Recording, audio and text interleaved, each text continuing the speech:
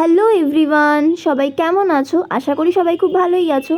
আমি কিছুদিন আগে আমার একটা বন্ধুর বাড়ি গিয়ে চিকেন স্যুপ খেয়েছিলাম, তো খেয়ে আমার খুব ভালো লেগেছিলো, তাই বাড়িতে এসে বানালাম আর তোমাদের সাথেও শেয়ার করে নিচ্ছি।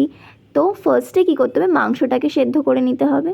তারপর এই দেখতে পাচ্ছ গাজর, বিনস, আদা, রসুন, লেবু আর ধনেপাতা, এগুলোকে আমি ফার্স্টে কেটে ফেটে আলাদা করে রেখেছিলাম।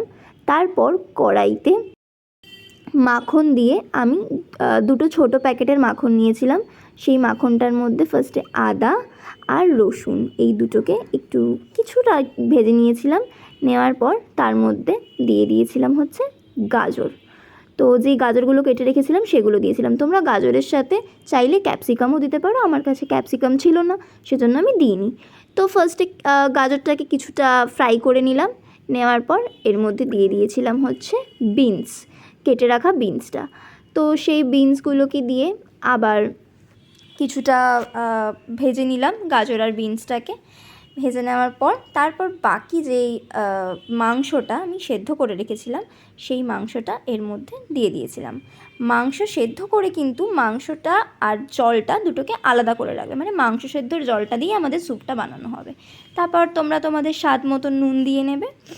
নুন দেওয়ার পর এর মধ্যে গোলমরিচ অ্যাড করবে। গোলমরিচ অ্যাড করলে কী হবে, টেস্টটা একটু বেশি ভালো হবে।